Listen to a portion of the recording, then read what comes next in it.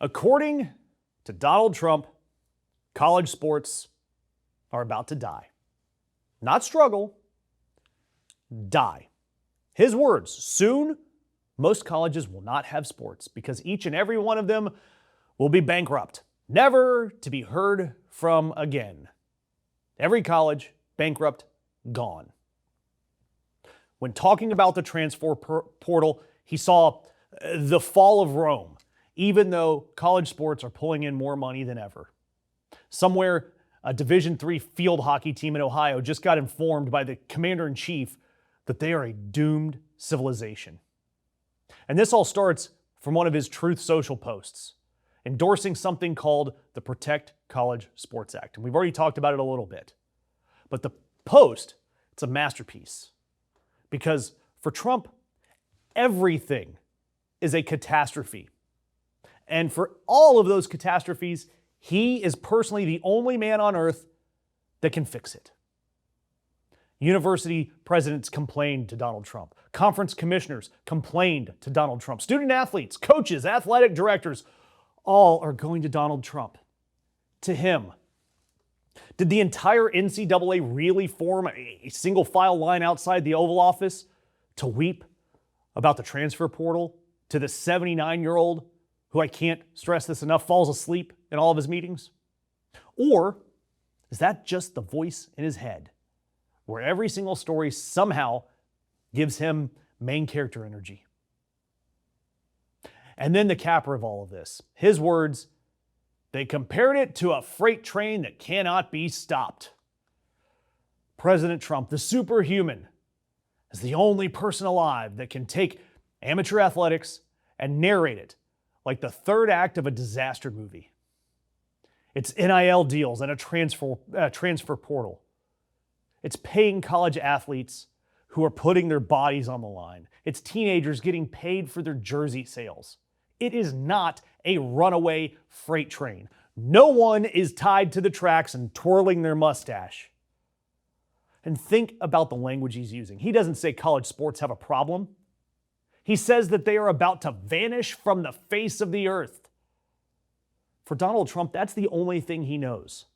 Every pothole is an apocalypse. Every parking ticket is the end of our country. And a debate over whether or not a 19-year-old can keep their own damn jersey money becomes a freight train barreling toward the heart of America. I'm going to tell you something. When every single problem is the biggest problem in human history, then nothing is normal.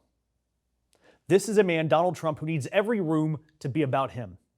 And the only person who can stop all of the disasters of the world, Donald Trump. And for college sports, this apocalypse, the bill, it actually does this. The Protect College Sports Act hands the NCAA the thing that it has wanted for decades: antitrust protection, at least on a limited basis. It's a legal shield. So when athletes sue over things like getting paid or transferring schools or their eligibility, the NCAA gets to go, I've got a get out of jail free card. No more lawsuits. The pitch that Donald Trump and the Republicans are using is that they're saving women's sports and the Olympics. Yet critics have looked at the fine print, and they say it's doing something entirely different. It gives the power back to the NCAA, making life harder for athletes. The actual people that are generating the labor that get billions to these schools. The kids that get paid or to switch schools to get away from a bad situation. And even the SEC and the Big Ten, the two biggest, richest conferences in the entire sport, look at the bill and say, this doesn't fix anything. You know you've failed and failed hard. Republicans have managed to propose a college sports law. And I'll be clear, this is a bipartisan bill. It is a bipartisan bill, but I'm telling you, this is not in the best interest of the athletes, because they have proposed a college sports law that the people who run college sports don't even want. And there is a real problem here. There is. Nick Saban told the Senate that if we do nothing, the money just keeps concentrating at the very top. That's true. And there is a widening gap between the richest programs and everybody else. That's something that we can fix. And it deserves better than Donald Trump treating it like the end of the world. You don't get to ignore a problem for years, sprint to the microphone, and fix the problem by going back to the system the way it was before, and then demand everybody thank you because you finally noticed it. But when you get back to the post, none of the substance of this bill is the point of his post.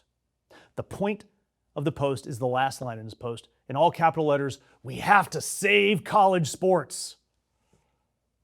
This is a man who signed an executive order on it, held a White House roundtable on it, and now wants a bill on his desk this summer so that he can take that damn Sharpie and sign a bill to tell you he personally saved football.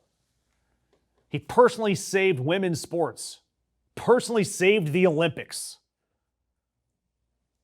The only thing that this administration ever remembers is when it's useful to the president's ego.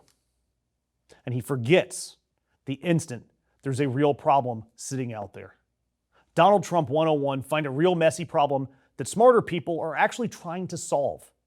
Parachute in at the very end with an idiotic idea, declare that it's an apocalypse that only you can stop, and then sign your name to some BS bipartisan work that does nothing. Look, without Donald Trump's help, the transfer portal, it'll survive.